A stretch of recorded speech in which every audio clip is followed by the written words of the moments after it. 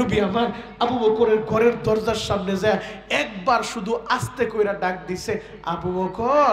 একটা ডাক দেওয়ার সাথে সাথে হযরত আবু বকর ঘরের দরজাটা খুইলা বলে, লাব্বাইকা ওয়া সাদাইকা ইয়া রাসূলুল্লাহ, লাব্বাইকা ওয়া সাদাইকা ইয়া রাসূলুল্লাহ।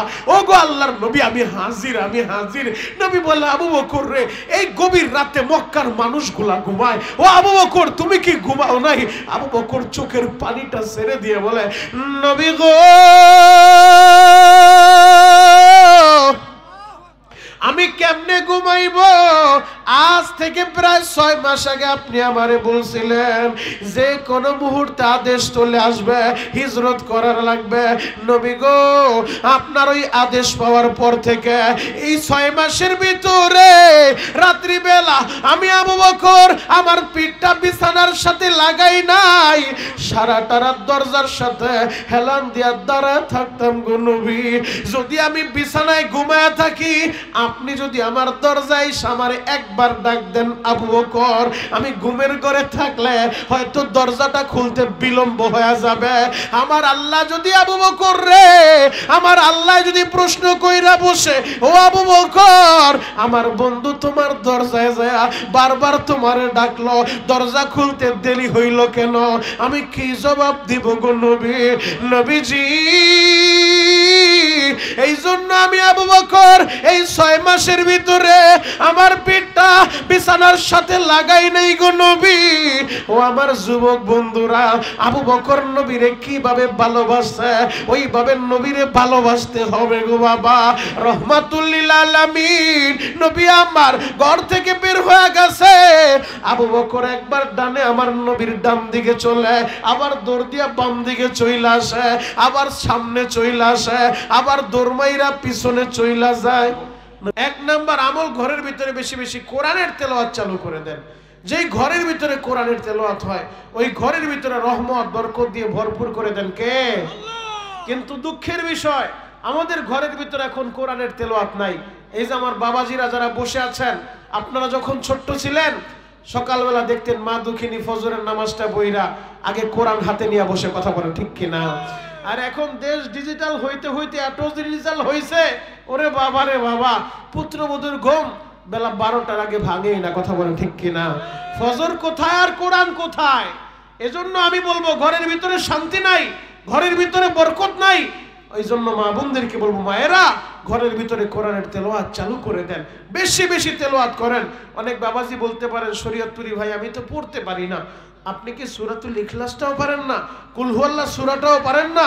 যদি এই সূরাটা আপনি পারেন, এই সূরাটা যদি আপনি একবার তেলাওয়াত করেন, কুল হুয়াল্লাহ সূরা একবার পড়লে আল্লাহ তাআলা আপনার আমলনামায় 10 পারা কোরআন তেলাওয়াতের সওয়াব দিয়ে দিবেন। আর জোরে বলেন, একবার কুল হুয়াল্লাহ পড়লে 10 পারা কোরআন তেলাওয়াতের সওয়াব, 2 বার পড়লে 20 পারা তেলাওয়াতের সওয়াব, 3 বার যদি আপনি পড়তে পারেন প্রতিদিন, প্রতিদিন 1 খতম কোরআন তেলাওয়াতের সওয়াব আপনার আমলনামায় জমা হয়ে যাবে। সুবহানাল্লাহ। আর এই পৃথিবীতে যতদিন বাঁচবো এক আল্লাহকে ভালোবাসবে, এক আল্লাহকে বন্ধু বানাইব। 2 নম্বরে আমরা সম্পর্ক করব তাআল্লুক মার রাসূল নবীর সাথে। 3 নম্বরে সম্পর্ক করব তাআল্লুক মাল ওয়ালিদাইন, মা বাবার সাথে। যুবক, আল্লাহকে যে বন্ধু বানায় গোটা জগৎ তার হয়ে যায়। মানলাহুল মাওলা ফালাহুল কুল। নবীকে যে বন্ধু বানায়, নবীর শাফায়াত ছাড়া ময়দানে মাহশারে জান্নাতের আশা করা যায় না। নবীকে তার সাহাবায়ে কেরাম কিভাবে ভালোবাসছেন, জ্বলন্ত একটা প্রমাণ আপনাদের সামনে আমি তুলে ধরি। আল্লাহর নবীর আদরের সাহাবী হযরতে আবু বকর রাদিয়াল্লাহু তাআলা, আপনারা সকলেই জানেন, নবী আমার এই কোরআনের দাওয়াত দেওয়ার কারণে মক্কার ভূখণ্ডে নবীর উপরে অনেক জুলুম আর নির্যাতন হয়েছে। আহারে, খানায় কাবার চত্বরে নবী আমার নামাজে দাঁড়ায় গেছে, মক্কার বেঈমানগুলা মরা উটের পচা নারী বুড়িগুলা আইনা আমার নবীর ঘাড়ের উপরে চাপায়া দিছে, যেন নবী আমার দুর্গন্ধ সইতে না পেরে নবী যেন দুনিয়া থেকে বিদায় নেয়। যুবক ভাইরা রে, এত জুলুম আর নির্যাতন আমার নবীর উপরে করছে। ও আমার দুহারের ভাইরা, যত জুলুম আর নির্যাতন নবীর উপরে করছে, নবী কিন্তু দাওয়াত দেওয়া বন্ধ করে দেয় নাই। কেন দেয় নাই জানুনি? আমার নবী তো দাঈল আল্লাহ।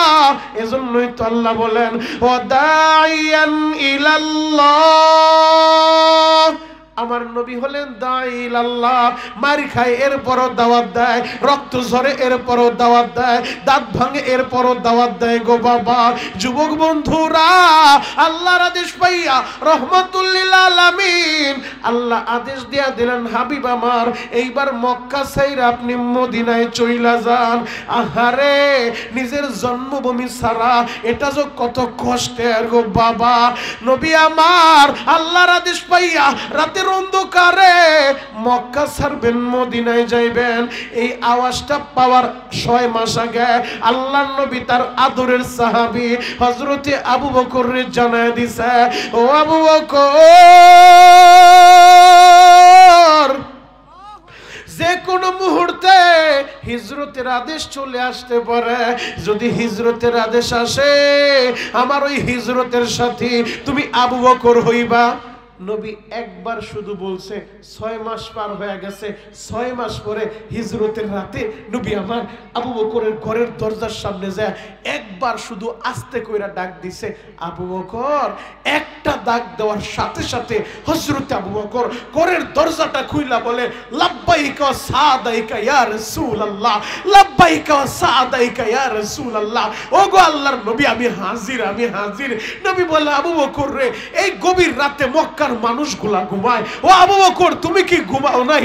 আবু বকর চোখের পানিটা ছেড়ে দিয়ে বলে, নবী গো, আমি কেমনে ঘুমাইব? আজ থেকে প্রায় 6 মাস আগে আপনি আমারে বলছিলেন যে কোন মুহূর্তে আদেশ চলে আসবে, হিজরত করার লাগবে। নবী গো, আপনার ওই আদেশ পাওয়ার পর থেকে এই 6 মাসের ভিতরে রাত্রি বেলা আমি আবু বকর আমার পিঠটা বিছানার সাথে লাগাই নাই, সারাটা রাত দরজার সাথে হেলান দিয়া দাঁড়ায় থাকতাম গো নবী। যদি আমি বিছানায় ঘুমায়া থাকি, আপনি যদি আমার দরজায় আমারে একবার ডাক দেন আবু বকর, আমি ঘুমের ঘরে থাকলে হয়তো দরজাটা খুলতে বিলম্ব হয়ে যাবে। আমার আল্লাহ যদি আবু বকর রে, আমার আল্লাহ যদি প্রশ্ন কইরা বসে, ও আবু বকর, আমার বন্ধু তোমার দরজায় যায় বারবার তোমারে ডাকলো, দরজা খুলতে দেরি হইল কেন? আমি কি জবাব দিব গো নবী? নবীজি, এই জন্য আমি আবু বকর এই 6 মাসের ভিতরে আমার পিঠটা বিছানার সাথে লাগাই নাই গো নবী। ও আমার যুবক বন্ধুরা, আবু বকর নবীরে কিভাবে ভালোবাসে, ওইভাবে নবীরে ভালোবাসতে হবে গো বাবা। রহমাতুল লিল আলামিন নবী আমার ঘর থেকে বের হয়ে গেছে। আবু বকর একবার ডানে আমার নবীর ডান দিকে চলে, আবার দৌড় দিয়া বাম দিকে চইলা আসে, আবার সামনে চইলা আসে, আবার দৌড় মাইরা পিছনে চইলা যায়। নবী বললেন, আবু বকর, কিছুই তো বুঝলাম না, একবার ডানে হাঁটতেছো, একবার বামে হাঁটতেছো, একবার সামনে একবার পিছনে, এমন কেন করতেছো? একভাবে চলো। হযরত আবু বকর কান্দে আর বলে, নবী গো, আমি যখন ডানে হাঁটতে থাকি আমার মনটা কয় না জানি কোনো বেঈমান আবার বাম দিক থেকে আপনারে তীর মারে কিনা নবী। এইটা মনে পড়লে একটা দৌড় মাইরা বাম পাশে চইলা আসি, তীরের আঘাতটা যেন আমার গায়ে লাগে, আপনার শরীরে যেন না লাগে। আল্লাহু আকবার। নবীজি, আমি যখন বাম পাশে চলতে থাকি আমার মনে পড়ে যায় না জানি কোনো বেঈমান সামনের দিক থেকে আবার তীরটা মারে কিনা। একটা দৌড় মাইরা সামনে চলে আসি, সামনে চলতে চলতে আবার মনে পড়ে যায় পিছন দিক থেকে কোনো বেঈমান আবার তীরটা মারে কিনা। এই জন্য একটা দৌড় মাইরা পিছনে চইলা যায় গো নবী। ও দুহারের যুবকেরা, ও দাড়ি পাকা আব্বা জানেরা, ও পর্দার আলের মায়েরা, আবু বকর আমার নবীরে কিভাবে ভালোবাসে। আবু বকর আমার নবীর হিজরতের সাথী, আবু বকরের ওই এক রাতের আমল আর সাহাবায়ে কেরামের গোটা জগতের আমল যদি এক পাল্লায় দেওয়া হয়, আবু বকরের এক রাতের ওই হিজরতের রাতের আমলের সমান হবে না। আল্লাহু আকবার। আবু বকর কি পরিমাণ ভালোবাসছে আমার নবীরে। আহারে, জাবালে সুরের উপরে উঠা আবু বকর বলে, নবীজি, এই গভীর রাতে কিছুক্ষণ পর তো সকাল হয়ে যাবে, বেঈমানগুলো টের পেয়ে ফেলবে। নবীজি, রাতের আমরা দিনের বেলা গুহায় আশ্রয় নেই, আপনি চলেন। আমার নবীর এই গাড়ের উপরে নিচে আবু বকর, এরপরে জাবালে সুরের উপরে উঠা গেছে। জাবালে সুরের উপরে উঠা আহারে গুহার ভিতরে নামার আগে আবু বকর বলেন, নবী গো, আপনি একটু অপেক্ষা করেন, আমি আগে নাই নাইমা দেখি গুহার ভিতরে কোনো বিষাক্ত পোকামাকড় আছে কিনা, আমি গুহাটারে প্রস্তুত করি, এরপরে আপনি নামবেন। আল্লাহু আকবার।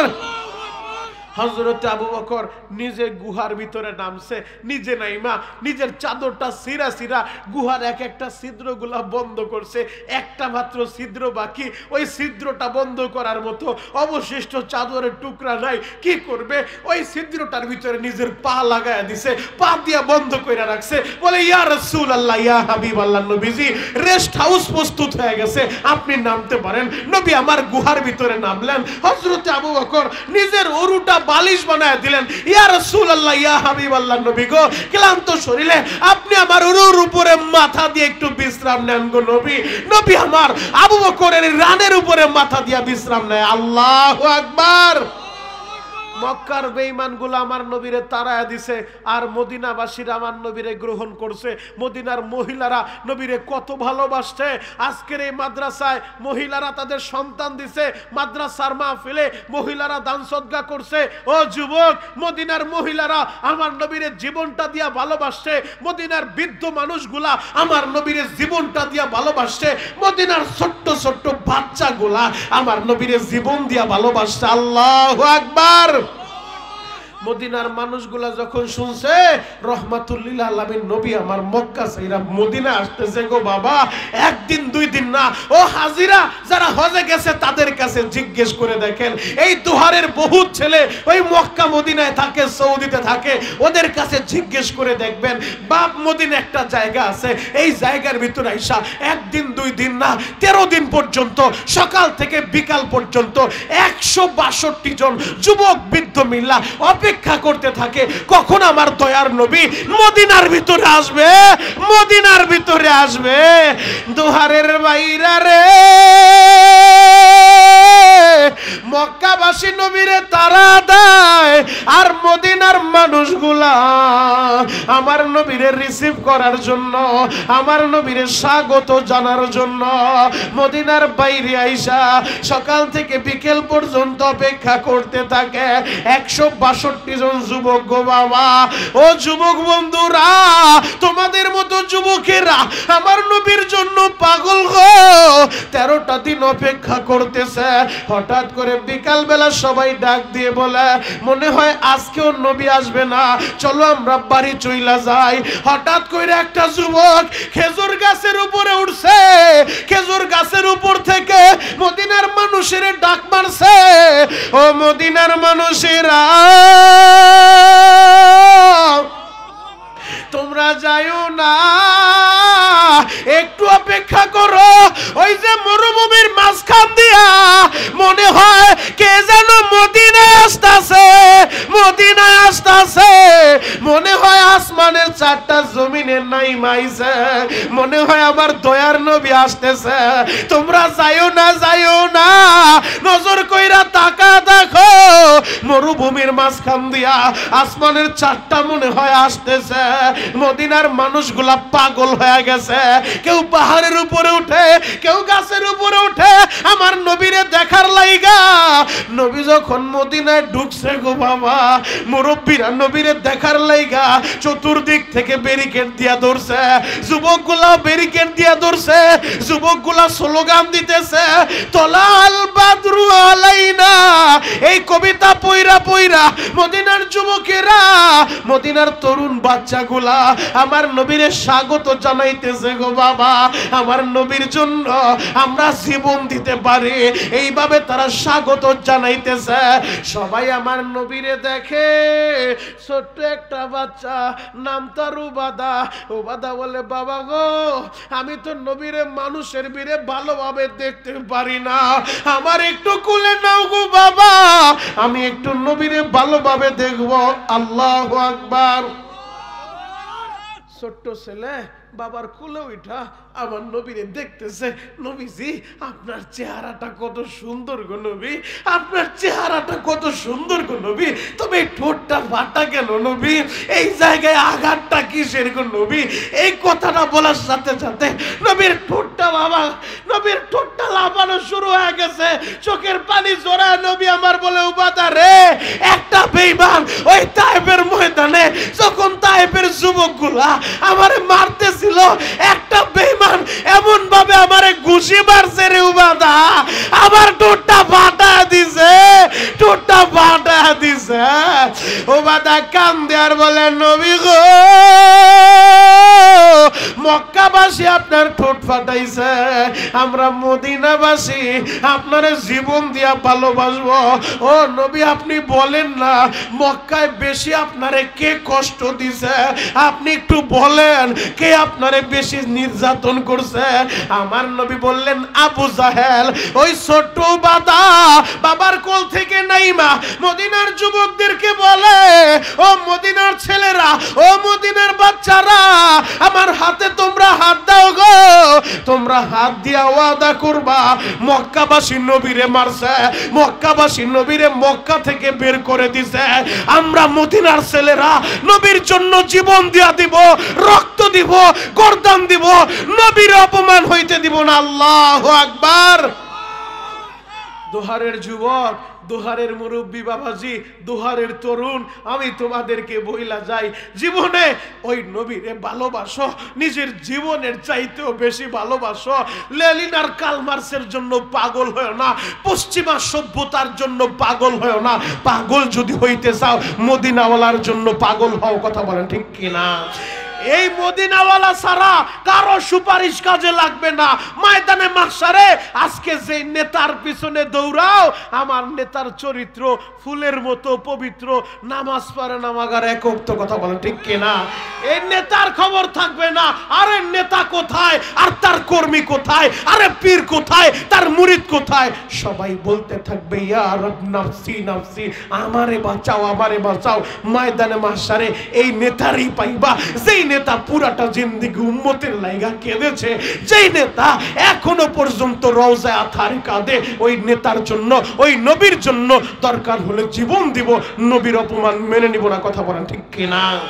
যুবক, মদিনার ছেলেগুলো আমার নবীরে কিভাবে ভালোবাসছে জানো? জানো নবী আমার বদরের যুদ্ধে যাবেন, তালিকা করতেছেন, সাহাবীদের তালিকা আপনারা সকলেই জানেন। 313 জনের একটা কাফেলা নিয়ে ইসলামের প্রথম যুদ্ধ বদরের ময়দানে সংগঠিত হয়েছে। মদিনা থেকে 165 কিলোমিটার দূর ওই বদরের মাঠ। নবী আমার সাহাবায়ে কেরাম, রোজাদার সাহাবায়ে কেরাম, 17ই রমজান যুদ্ধ সংগঠিত হয়েছে। নবী আমার 313 জনের কাফেলা নিবেন, 311 জন হইছে। দুইটা যুবক মাজ আর মুয়াউইজ, ছোট্ট ছোট্ট দুইটা ভাই দৌড়ে আসছে, আয়েশা বলে নবীজি আমরা দুইটা ভাই, আমাদের মা আপনার কাছে পাঠায় দিছে, আমরাও আপনার সাথে বদরের ময়দানে যাইতে চাই, বদরের ময়দানে যাইতে চাই। আল্লাহু আকবার। নবী আমার বলেন তোমরা ছোট্ট মানুষ বদরে যায় কি করবা? মাছ বলে নবীজি আপনি নিয়ে যান। নবী গো আপনি দেখায় দেখেন না আমি সাইজে বড় হইছি। মাছ তার পায়ের আঙ্গুলের উপরে ভর কইরা দাঁড়ায় বলে নবীজি দেখেন আমি সাইজে বড় হইছি। নবীজি যদি বলেন শক্তি লাগে, শক্তি পরীক্ষা করবেন, আপনার এই সাহাবীদের ভিতরে 311 জনের ভিতরে সবচেয়ে শক্তিশালী কে? নিশ্চয়ই ওমর। ওমর তো বীর বাহাদুর, ওই ওমরের সাথে আমার কুস্তি লাগায় দেন, আমি তার সাথে কুস্তি করে প্রমাণ করে দিব আমারও শক্তি আছে। আল্লাহু আকবার। নবী আমার ছোট্ট বাচ্চার ভালোবাসা দেখা, ওর ঈমান দেখা, আবেগ দেখা নবী অবাক হয়ে গেছে। নবী তো সবই বুঝতেছে। নবী বললেন ঠিক আছে যাও তোমার অনুমতি দিয়া দিলাম। এবার যখন বড় ভাইটার অনুমতি দিয়া দিছে, ছোট ভাইটা নবীর সামনে যায় বলেন নবী গো আমার বড় ভাই আপনার সাহাবী ওমরের সাথে কুস্তি লাগতে চাইছে, আপনি তারে অনুমতি দিয়া দিছেন, আমার বড় ভাইরা আমার সাথে লাগায় দেখেন, আমি আমার বড় ভাইয়ের একটা আছাড় মারবো। আল্লাহু আকবার। নবী বললেন ঠিক আছে তাহলে দুই ভাই লাগো, দুই ভাই কুস্তি লাগো, দেখি কে জয়ী হয়। এবার ছোট্ট ভাইটা চোখের পানি দিয়া বড় ভাইয়ের সামনে দাঁড়ায় বলে বাইরে তোরে তো নবী অনুমতি দিয়া দিছে, তোর নামটা লেখায় দিছে, তোর এই নামটা নবী আর কাটবো না। বাইরে তুই একটু টেকনিক কর, তুই তো ভালো কইরে জানোস আমি তোর সাথে পারবো না, পারবো না। ভাই তুই একটু অভিনয় কইরা, আমি যখন তোরে ধরবো, আমি তোরে ধরার সাথে সাথে তুই জমিনে পইরা যাবি, আমি তোর বুকের উপরে বইসা পড়বো, আমি নবীরে প্রমাণ করে দিব, নবীরে বুঝায় দিব আমি কুস্তিতে জয়ী হয়েছি, তোর তো অনুমতি হয়েছে, তোরে আর নবী পাঠাবে না, তোর অনুমতি হয়ে গেছে, তুই একটু আমার অনুমতির ব্যবস্থা করে দে ভাই, তোর তো অনুমতি হয়ে গেছে। দুইটা বাইরে যখন কুস্তি লাগায় দিছে, দোহারের যুবক রে, ছোট্ট ভাই মুআউইজ বড় ভাই মাঝের গাড়ের ভিতরে দইরা আহারে পা দিয়া ল্যাং মাইরা এমন জোরে একটা পাছার মারছে, মাটির ভিতরে বড় ভাইটা শুয়া পড়ছে। ছোট ভাই বড় ভাইয়ের বুকের উপরে উইঠা আমার নবীর দিকে তাকাইয়া ছোট ভাইটা বলে, নবীজি এই যে তাকা দেখেন, আমি আমার বড় ভাইটারে জমিনে ফালা দিছি, আমি বিজয় হইছি। নবী গো আমারও আপনি নিয়ে যান গো নবী। নবী তাদের কাহিনী দেখা, ওদের আবেগ দেখা, ওদের ভালোবাসা দেখা মদিনার নবী বললেন, ঠিক আছে যাও, তুমিও রেডি হয়ে যাও। দুইটা বাইরে যুদ্ধের ময়দানে নিয়ে গেছে, মদিনা থেকে 165 কিলোমিটার দূর। ও যুবক বন্ধুরা, ওই বদরের মাঠের পাশে একটা মসজিদ আছে, নাম তার মসজিদে আরিস। এই জায়গায় দাঁড়াইয়া 16 রমজান রাত্রিবেলা নবী আমার চোখের পানি জড়ায় কেঁদেছে আর বলছে, মাতা নাসরুল্লাহ, মাতা নাসরুল্লাহ, আল্লাহ কখন আসবে আপনার সাহায্য, কখন আসবে আপনার সাহায্য। ওই 17 রমজান যুদ্ধ যখন শুরু হয়ে গেছে, ও দোহারের বাইরে রে মাজার মুআউইজ ছোট্ট দুইটা ভাই নবীর জলিল কদর একজন সাহাবী আব্দুর রহমান ইবনে আউফ, আব্দুর রহমান ইবনে আউফের সামনে যায় বলে, চাচা আপনি একটু দেখায় দেন আবু জাহেলকে এই জায়গার ভিতরে, ওই 1000 কাফেরের ভিতরে আবু জাহেল কোনটা, ওরে তো আমরা চিনি না। তৎকালীন জামানায় তো মিডিয়ার যুগ না যে আবু জাহেলের চেহারা দেখানো হবে। ওরা বলে, চাচা গো আমরা তো আবু জাহেলকে চিনি না। আব্দুর রহমান ইবনে আউফ বলে, বাচ্চা দুইটারে দেখা আমি বিরক্ত বোধ করতেছিলাম, ওরা আমার সামনে থাকলে কোন শত্রু বাহিনী যদি আক্রমণ করে ওদের কারণে আমিও তো বিপদে পড়বো, আমিও তো নিজের সেফটি দিতে পারবো না। আব্দুর রহমান ইবনে আউফ বলে, তোমরা ছোট্ট মানুষ, আবু জাহেল নিদা কি করবা?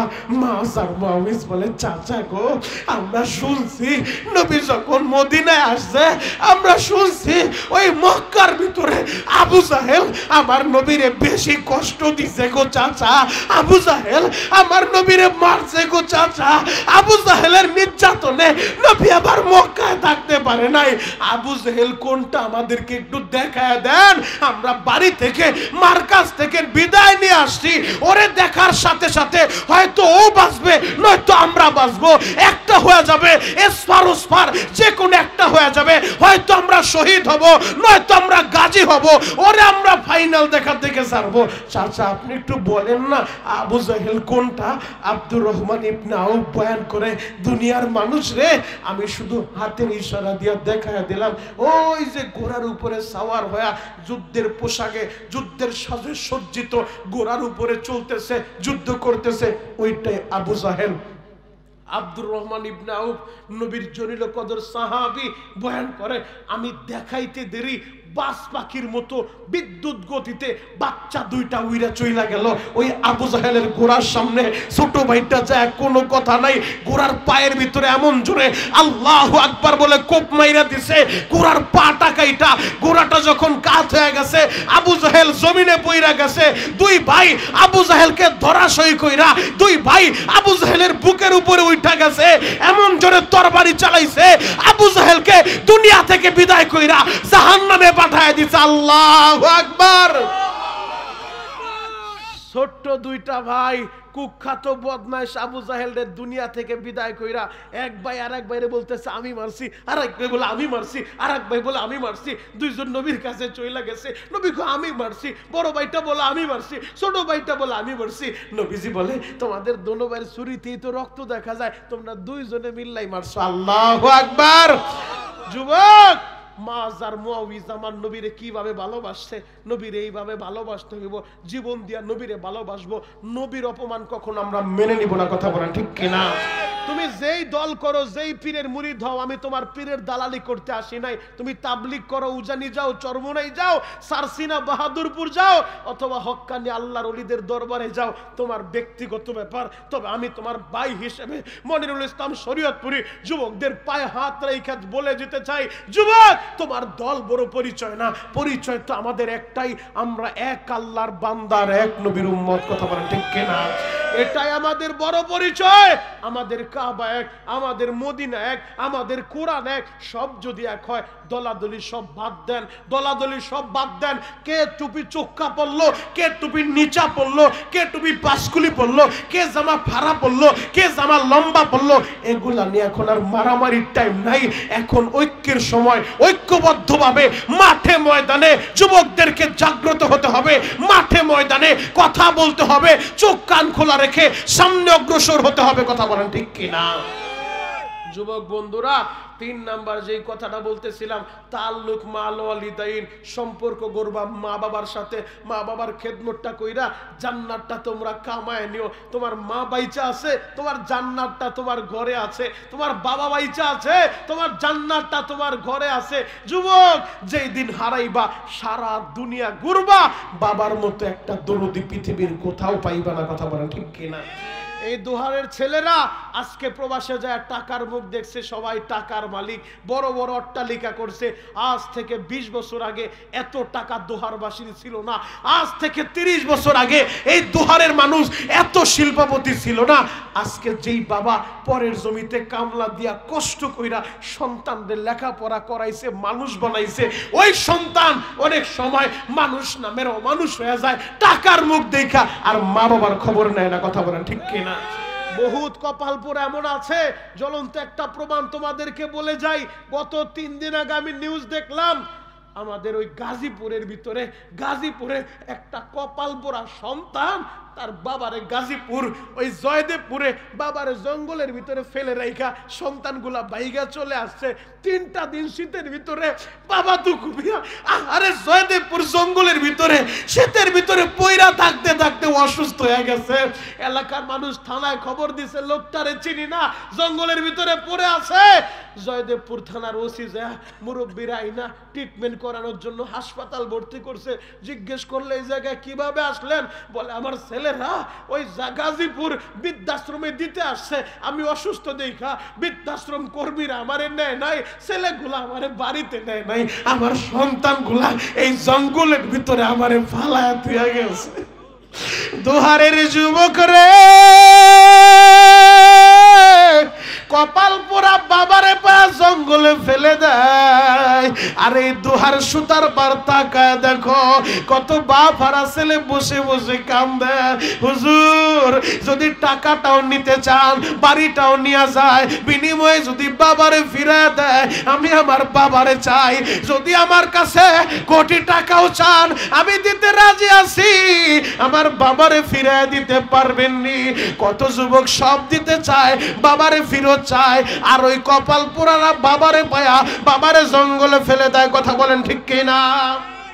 যুবক ভাই, তোমাদের পায়ে হাত রেখা বলতে চাই, তোমাদের পা 2টা আগায় দিলে আমি সবার সামনে পা ধরতেও রাজি আছি। এরপর মার মনে কষ্ট দিস না, বাবার মনে কষ্ট দিস না। আরে মা কারে বলে? যেই দিন হারাইবি সারা দুনিয়া ঘুরবি, মার মতো একটা দরদি কোথাও পাবি না, পাবি না। অনেক সময় দেখা যায় মা মারা গেলে বাবা আর একটা বিয়ে করে, কিন্তু অধিকাংশ ক্ষেত্রে দেখা যায় বাবা মারা গেলে মা দুঃখিনী দ্বিতীয় বিয়ে করে না। কেন জানো? সন্তানের দিকে তাকায়া অন্য স্বামী তো তার এই সন্তান রে নিজের বাবার মতো ভালোবাসবে না। এই জন্য অনেক মা নিজের জীবন যৌবন বিলীন করে দেয় সন্তানের জন্য। কথা বলা ঠিক কিনা? জ্বলন্ত একটা প্রমাণ তোমাদেরকে দিব। আল্লামা বশির শাহ হুজুর আসবে, দোয়া করবে। জ্বলন্ত একটা প্রমাণ 2 মিনিটে তোমাদেরকে শোনা যায়। ও যুবক, মা কারে বলে? মা কারে বলে। চাঁদপুরের বাস্তব একটা ঘটনা তোমাদেরকে শোনা যায়। চাঁদপুরের সন্তান আব্দুল্লাহ তার নাম। আব্দুল্লাহর বাবা মারা গেছে, তো আব্দুল্লাহর মা আর একটা বিয়ে করে নাই। নিজের সন্তানের দিকে তাকায়া সন্তানরে লেখাপড়া করাইবো, মানুষের মতো মানুষ করব। সন্তানরে প্রাইমারিতে ভর্তি করে দিছে, সন্তান লেখাপড়া করে। আস্তে আস্তে সন্তান হাই স্কুলে গেছে, এখন মেট্রিক পরীক্ষার বয়স হয়ে গেছে, ক্লাস 10-এ পড়ে, মেট্রিক পরীক্ষা দিবে। প্রধান শিক্ষক ডাক দিছে, আব্দুল্লাহ বাবা সব ক্লাসে তুমি ভালো রেজাল্ট করো, আমরা তোমার দ্বারা আশা করি আমাদের স্কুলের মান সম্মান থাকবে, তুমি ভালো একটা রেজাল্ট করবে। বাবা মেট্রিক পরীক্ষার জন্য ফর্ম ফিলআপের আনুষঙ্গিক কিছু খরচ আছে, প্রায় 1300 টাকার মতো খরচ হবে, ফিগুলা নিয়ে এসো, ফর্মটা ফিল আপ করো।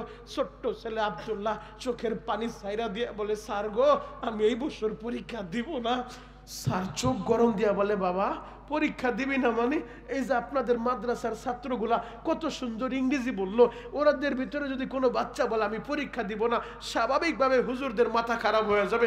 ছেলেটা এত ভালো পারে, ও কেন পরীক্ষা দিবে না? প্রধান শিক্ষক বলে, তুই কেন পরীক্ষা দিবি না বাবা? আব্দুল্লাহ বলে, স্যার আমি এই বছর ফর্মও ফিল আপ করবো না, পরীক্ষাও দিব না, আমারে কোনো প্রশ্ন কইরেন না, আমি পরীক্ষা দিব না, আমি আগামীবার পরীক্ষা দিব। স্যার এই কথা বইলা বাসায় চলে আসছে। মা দুঃখিনী ছেলের চেহারার দিকে তাকায় বুঝতেছে ঘটনা কিছু একটা ঘটে গেছে। মা দুঃখিনী সন্তানের চেহারার দিকে তাকাইয়া মা বলে, আব্দুল্লাহ রে ও বাবা কি হইছে? আব্দুল্লাহ বলে, মা কিছুই হয় নাই। মা বলে, বাবা তোর পেটে আমি জন্ম নেই নাই, আমার পেটে তুই জন্ম নিছস। মা এমন একটা মেডিসিনের নাম, সন্তানের চেহারার দিকে তাকাইলে বুঝতে পারে সন্তানের ভিতরে কি চলতেছে। তুমি বিদেশ থেকে আসছো, সবাই খবর নিবে আমার জন্য কি আনছো কি আনছো। মা দুঃখিনী খবর নিবে না আমার লেগা কি আনছো। মা চেহারার দিকে তাকায় বলবে, বাবা রে তোর রাস্তায় অনেক কষ্ট হয়েছে, মনে হয় দুপুরে খাবারটাও খাস নাই, আগে খাবারের টেবিলে যা খাবার খা, পরে কথা হবে। কথা বলেন ঠিক কিনা যুবক? মা এমন একটা জিনিস। মা বলে, বাবা রে লুকোচুরি করিস না, তোর চেহারা দেখা বুঝতেছি মনে হয় কিছু একটা হয়েছে। কি হয়েছে বল? ছেলে কান্দে আর বলে, মা গো প্রধান শিক্ষক লাইব্রেরিতে ডাকছিল, প্রধান শিক্ষক বলছে মেট্রিক পরীক্ষার ফর্ম ফিল আপ করতে। তুই কি বলছস? মা আমি বলছি পরীক্ষা দিব না। কেন এই কথা বলছস? তখন ছেলে বলে, মা গো আমি যে পরীক্ষা দিব এত টাকা তুই কই পাবি?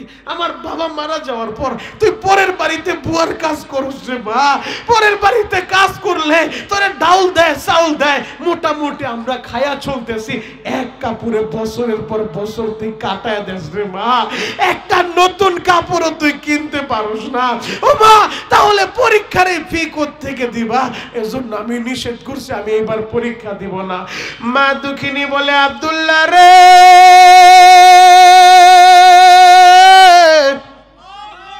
একটু অপেক্ষা কর রে বাবা। সন্তানদের দাঁড় করে একটা দৌড় মারছে, ঘরের ভিতরে যাইয়া একটা মাটির ব্যাঙাইনা সন্তানের সামনে ভাঙছে। বাবা টাকাগুলো গুনতে থাক। ও আমার মায়েরা দিলের কানে কথাগুলো শুনো। মা কারে বলে? যুবক মা কারে বলে? দেখ মা বলে, টাকাগুলো গন।